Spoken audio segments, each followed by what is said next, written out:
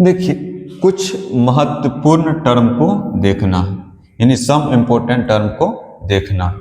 अब देखिए, negative integer यानी ऋणात्मक पूर्णांक, यानी -1, -2, -3, -4, -5, -6, -7, -8 dot dot dot dot infinity तक, ये क्या कहलाएगा? Negative integer. जितना का जितना माइनस वाला है सारा का सारा नेगेटिव इंटीजर कहलाएगा।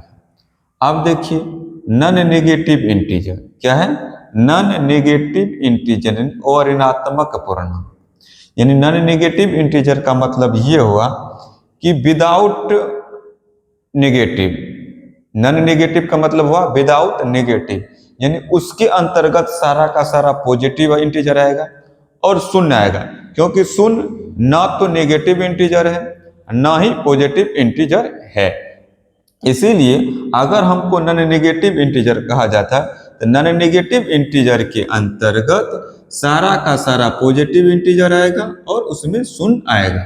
जैसे यहाँ पे देखिए 0, 1, 2, 3, 4, 5, 6 डॉट डॉट डॉट डॉट कहाँ तक जाएगा? इन्फिनिटी तक जाएगा, क्योंकि हमको बोला कि non negative integer, non negative integer और ऋणात्मक पूर्णांक, यानी उसमें नेगेटिव इंटीजर एक भी शामिल नहीं रहेगा, उसमें सारा का सारा पॉजिटिव इंटीजर शामिल रहेगा और साथ ही साथ शून्य भी शामिल रहेगा, क्योंकि शून्य ना तो पॉजिटिव इंटीजर है ना ही नेगेटिव इंटीजर है, इसीलिए शून्य नॉन नेगेटिव इंटीजर भी होगा।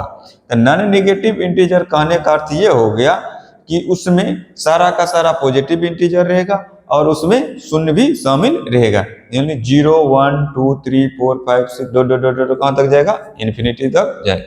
अब देखिए, पॉजिटिव इंटीजर, इसमें सिर्फ और सिर्फ पॉजिटिव इंटीजर ही रहेगा, यानी पॉजिटिव इंटीजर यानी धनात्मक पूर्णांक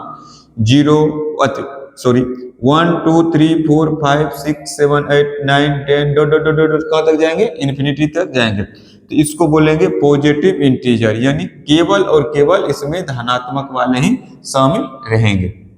अब देखिए, non positive integer, non positive integer क्या क्या गया? नॉन पॉजिटिव इंटीजर यानी बिना पॉजिटिव वाला इंटीजर, क्या कहा गया? नॉन पॉजिटिव इंटीजर यानी अऋणात्मक पूर्णांक, नॉन अधनात्मक पूर्णांक, क्या? अधनात्मक पूर्णांक, यानी non positive integer without positive integer का इसमें रहेगा। इसका कहने का अर्थ है इसमें सारा का सारा नेगेटिव इंटीजर शामिल रहेगा और शून्य भी शामिल रहेगा। शून्य इसीलिए शामिल रहेगा क्योंकि शून्य ना तो पॉजिटिव इंटीजर है और ना ही शून्य नेगेटिव इंटीजर है, इसीलिए यहाँ पे शून्य भी इसमें शामिल रहेगा, यानी शून्य, 0, -1, -2, -3, -4 डॉट डॉट डॉट कहाँ तक जाएगा? इन्फिनिटी तक जाएगा।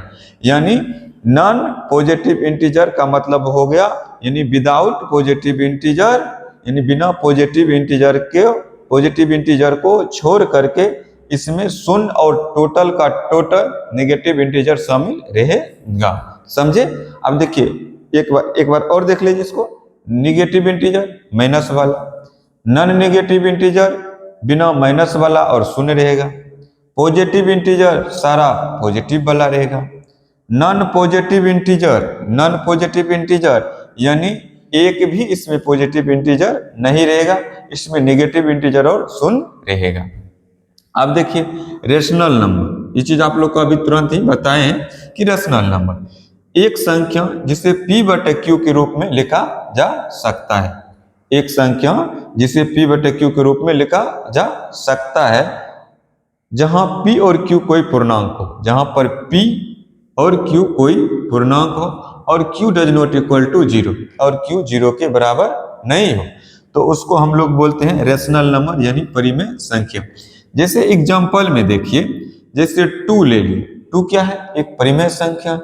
तो देखिए 2 है तो 2 के बट्टा में हम 1 लिख सकते हैं। यहाँ पे क्या करा जाता है कि एक संख्या जिसे p/q के रूप में लिखा जा सकता है, यानी कोई नंबर है जिसे हम p/q के रूप में लिख सकते हैं। अब देखिए, हम ऊपर वाला को p माने थे, नीचे वाला को q मान लिए। ऊपर वाला p कहलाता है और नीचे वाला q कहलाता है, यानी न्यूमरेटर को p बोलते हैं, डिनोमिनेटर को q बोलते हैं। अब देखिए, 2 इंटीजर है, 1 भी इंटीजर है, ये दोनों क्राइटेरिया को पूरा कर रहा है, इसीलिए 2 एक क्या है, रेशनल नंबर हो जाएगा।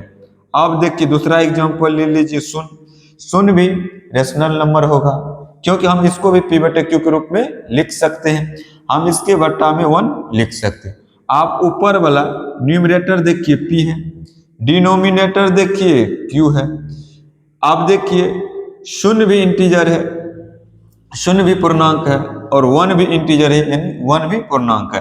तो न्यूमरेटर भी पूर्णांक है और डिनोमिनेटर भी पूर्णांक है। तो हमको रेशनल नंबर ये करा कि आप p बटा q के रूप में लिखिए, और p और q कोई क्या होना चाहिए, इंटीजर होना चाहिए, और साथ ही साथ q does not equal to 0।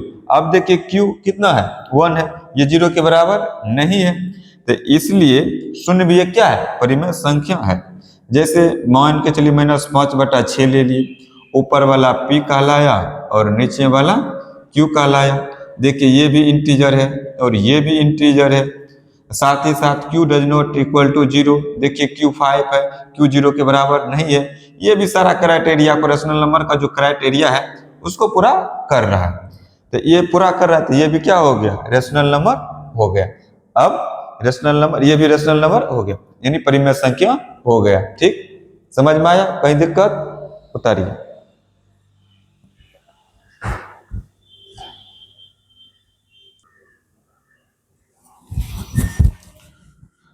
तो अब देखिए डेसिमल एक्सपेंशन, किसको देखना है, डेसिमल एक्सपेंशन यानी दशमलव प्रसार। किसको देखना है, यानी डेसिमल एक्सपेंशन यानी दशमलव प्रसार। अब देखिए दशमलव प्रसार 3 तरह का होता है।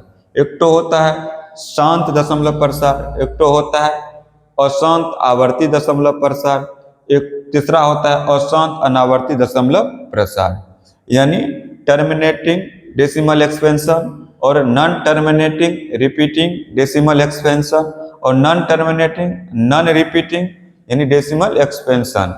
यानी कहने का मतलब ये हुआ कि अगर हम किसी संख्या में भाग देंगे तो उसका दशमलव प्रसार शांत भी हो सकता है, अशांत भी हो सकता है, और अशांत आवर्ती भी हो सकता है, और अशांत अनावर्ती भी हो सकता है।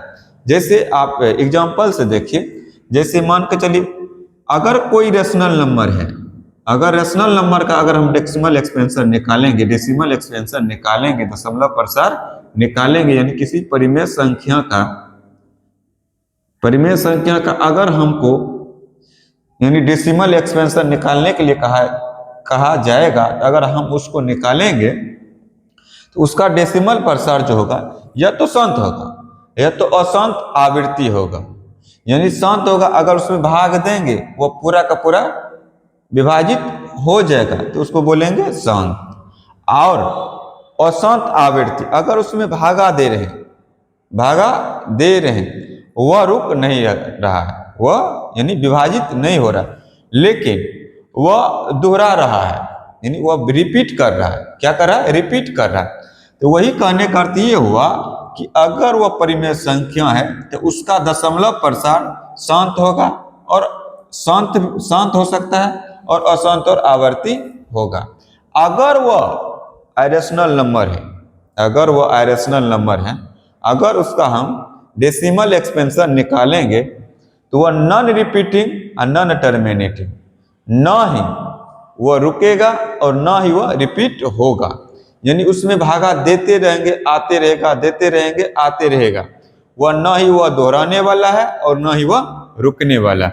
तो उसी को बोलेंगे नॉन टर्मिनेटिंग और नॉन रिपीटिंग। इसको हिंदी में बोला जाता है अशांत और अनावर्ती। वह न रुकने वाला है न दोहराने वाला है, या न रुकने वाला है और न दोहराने वाला है। तो ये अपरिमेय संख्या का दशमलव प्रसार होता है। अगर हम अपरिमेय संख्या का दशमलव प्रसार निकालने के लिए जाएंगे तो वो अशांत और अनावर्ती होगा। अगर हम रेशनल नंबर का डेसिमल एक्सपेंशन निकालेंगे, जैसे अगर हम रेशनल नंबर का डेसिमल एक्सपेंशन निकालेंगे यानी दशमलव प्रसार निकालेंगे, तो उसका जो है दशमलव प्रसार या तो शांत होगा या अशांत आवर्ती होगा, जिसको रेकरिंग भी कहा जाता है। कौन जी बोलते हैं, रेकरिंग। क्या बोलते हैं, रेकरिंग। जैसे देखिए आप 1/2 1/1 में 2 से भागा दिए, जब हम इसका डेसिमल एक्सपेंशन निकालेंगे तो ये आ जाएगा 0.5। कितना हो जाएगा? 0.5। देखिए ये कैसा हो गया? शांत हो गया। अगर आप देखिए 1/3 से 1/3 कितना लिखे? 1/3।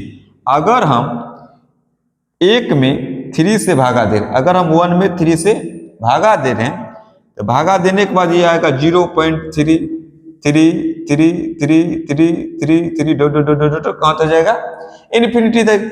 देखिए ये अशांत है। क्या है? अशांत, यानी नॉन टर्मिनेटिंग।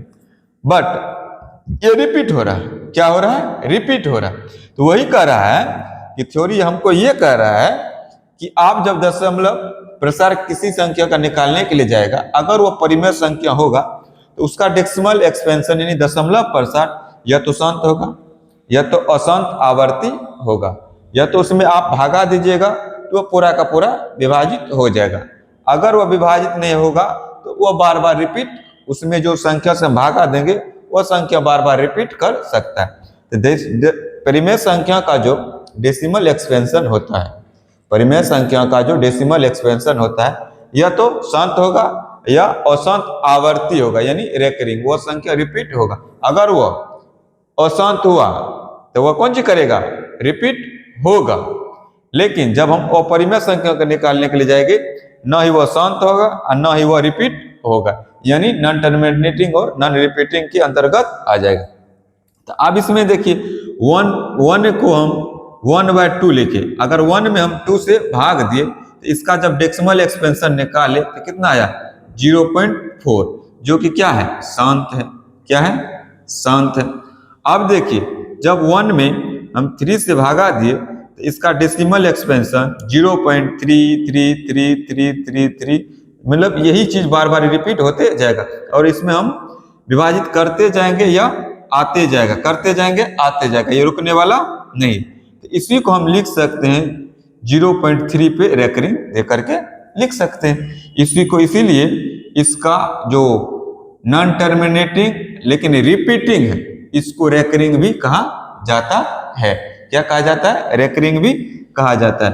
यानी परिमेय संख्या का दशमलव प्रसार या तो शांत होगा या अशांत आवर्ती को दर्शाएगा। तो ये हुआ इस चीज का। अब इसका देखिए, जैसे इसका एग्जांपल को देखिए, जैसे हम 1 किसी संख्या में मान के चलिए भागा दी 1.41 411 411 4 फिर 111 देखिए ये ना दोहरा रहा है ना ही रिपीट कर रहा है, दोहरा है। जैसे 1 में 1.41 आया तो फिर देखिए 1 4 तो आया लेकिन कितना आया? 1 1 आ गया, डबल बार 1 आ गया, फिर 4 आया, फिर 1 1 आ गया, फिर 4 आया, फिर 1 1 1 1 आना। ये ना ही कौन सी कर रहा है? रिपीट हो रहा है, ना ही रुक रहा। तो इसको बोलेंगे, इसका डेसिमल एक्सपेंशन जो है वो परिमेय संख्या का डेसिमल एक्सपेंशन यानी दशमलव प्रसार अशांत अनावर्ती होगा, अशांत अनावर्ती होगा। ठीक समझे? किसी को दिक्कत नहीं तो उतारिए।